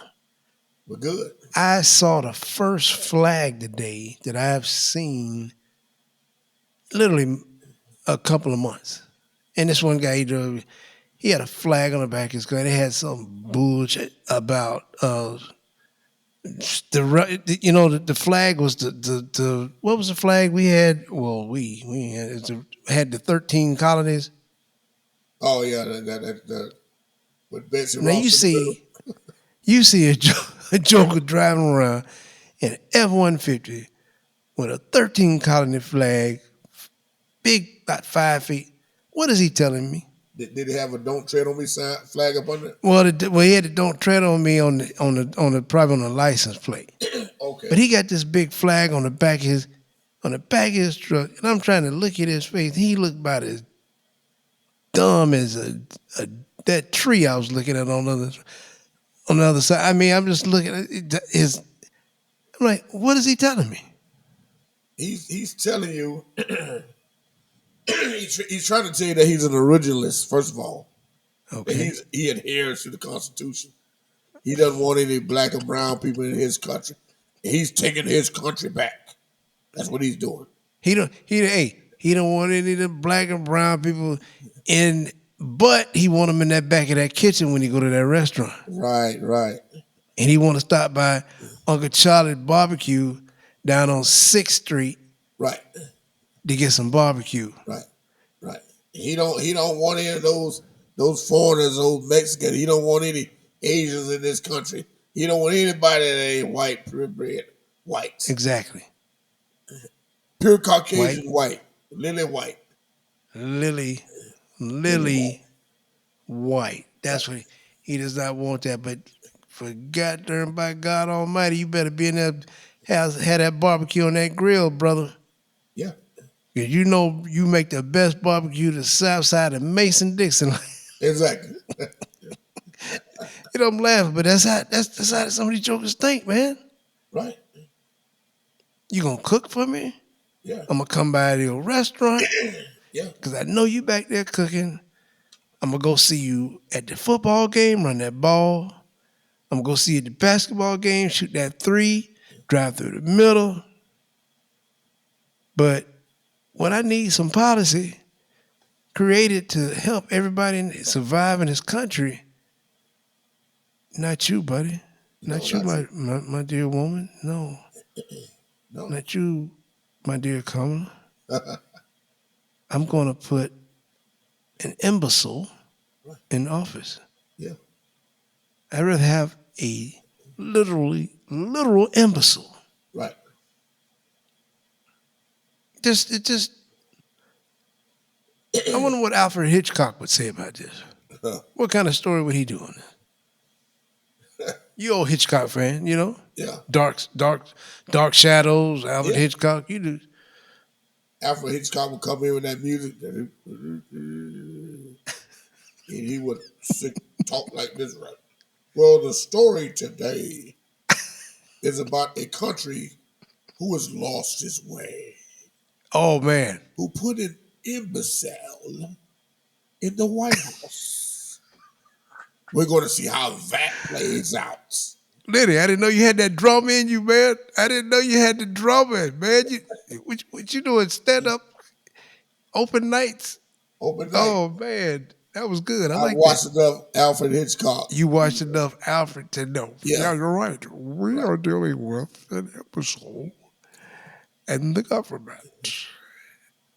Wow, that was good. I like that, man. I tell you, we've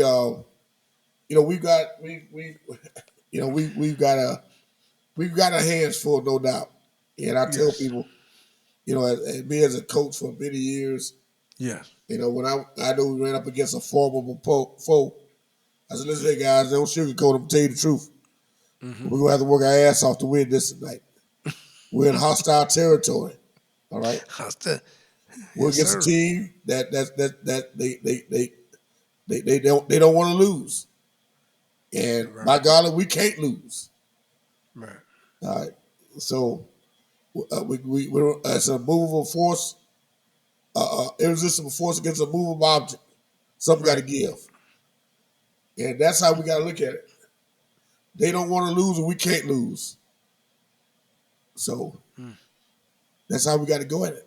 You know, all the analogies and hyperboles and all that. You know, it's time to strap up. It's time Yeah. to, you know, as they say, and I used to tell my guys, please don't get offended when I say this. Grab your nuts. Let's go. Let's go. Let's go. Let's get it. Let's get. You know, Hey. we gotta. Ain't no time for No time. niceness. No time. No time to be scared. All right. No. If you taco chicken, then you need to go. Mm-hmm. Because only taco chicken's chicken out. Mm-hmm. So, you know, to all my friends, to all our friends and listeners and people on the Democratic side, stop listening to all this BS they're telling you about, you know, what they know well about the Democratic Party. Listen, Right. I'm a proud Democrat. I don't shy away from it. And I have voted for good Republicans Right. with good policies. All right? I just want that out there. But this guy, I would never support. Never. Never. People say, oh, you never said, nope, I won't support him. He can't smooth me. He can't. He's a criminal that's letting criminals out of jail left and right. We're in a lawless country. We're in a country that has no laws. And I feel so Lawless bad country, for yes. the good police officers who are out there doing the work, the good FBI agents who are out there Yes. doing the work, and criminals, white collar criminals, Mm-hmm. getting off. Getting off. Yep. Yep. So Yeah. that's all I got to say, man. Yeah. Oh man, that's right on the money, Lee. You know, we say all these things to kind of, you know, put a perimeter uh, around what's going on. But when we break it all down at the end of the day, taking all of the politically correctness out of it, all of the code switching out of it, we break it down at the end of the day, it's straight up good old fashioned hatred and racism. Right. I don't like the way you look. I don't like the where you came from. You don't look like me. I don't want you here. Right. And whatever I can do to be against you, I'm going to do it by the the teachings of my great white God, Donald Trump. Yep. Because he's given me the power to come out and be the jackass that I am today. Yeah. The racist jackass that I am today. And I give him all praises. Amen. God dang it, that's what it is. I mean, that's all it is, brother. Hey, I just want to before we get out of here. Yeah, go ahead. What you I got? just want to say we got a thumbs up from our friends in the Philippines. They give us Really? a big thumbs up. Okay. Okay. They're tuning in via YouTube or internet somehow. So they just gave us a big thumbs up. The whole office at the Burgundy. I think I'm saying it right, at the Burgundy. Burgundy. And that's located in Cagayan de Oro. Hope I'm saying it right. And that's in the Philippines? That's in the Philippines. That's in the Mimosa. Yeah. They're in the Providence.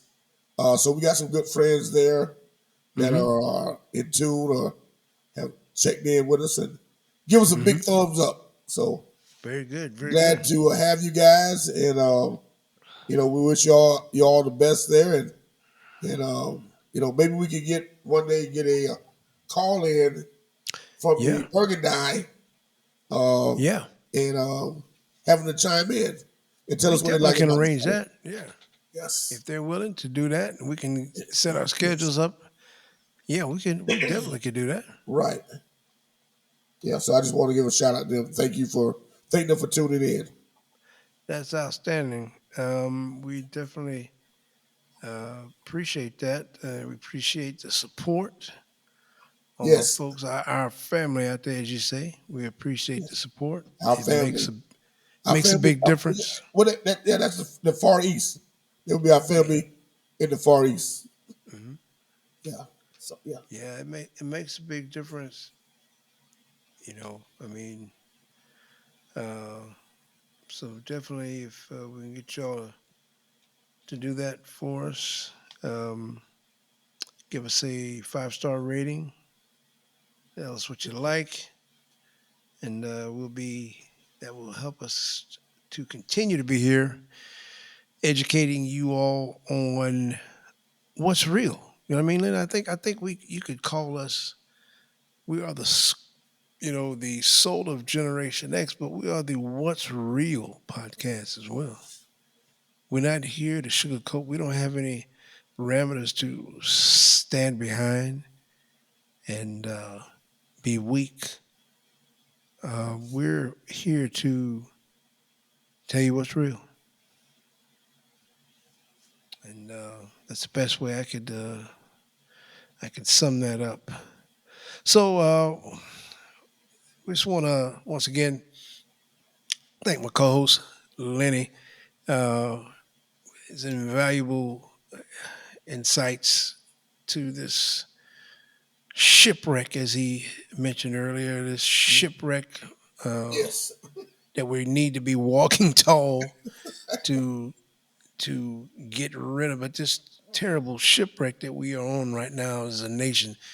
Uh, we appreciate his insights on that. Very creative, very clever on that, Lenny, Yes. as usual. And once again, we want to thank our listeners, not just our international listeners, but our local listeners Yes. and our listeners in United States as well. We Yes. see you all on the stats, and like I said, we definitely appreciate y'all. And you know, uh, it's just amazing how we could reach people. That's what we're trying to do. We're just trying to reach folks and let you all know what's really happening, what you can do, and to to derail this train that's going out of whack, man. It's just unreal. So with that, I just want to say, Lenny, you have anything else you want to add? No, I just want everybody to be vigilant. Stay prepared, stay ready. Do your homework. Keep in tune with what's happening. Remember, I said these two things. If the bill is long, you know it's wrong. And if you see the miles moving, they're lying to you. Great, yes, and you can actually see those bills, as Lenny's saying. Like, you can go to the government sites, House of Representatives sites, and this is all free. You can go to the Senate sites, and you could actually watch these bills throughout the day. Watch the House and the Senate convene, and then the extras come. But you can actually see these things. So yes, as Lenny said, being vigilant and just being straight up hardcore. I'm just gonna say it. Just being, not taking any, no, we're not taking any prisoners here. We don't have time. We don't have time. We're like I said, we're coming for you. We're coming for you. So get ready. Yep. We want to thank you once again for tuning in to the soul of Generation X. We appreciate y'all. We thank you so much. Take care. You are listening to the Soul of Generation X, and you can find the Soul of Generation X on Apple Podcast, Spotify Podcast, YouTube Podcast, and wherever you get your podcast. We thank you for tuning in, and please click that subscription button so that you'll be aware of all new shows and updates.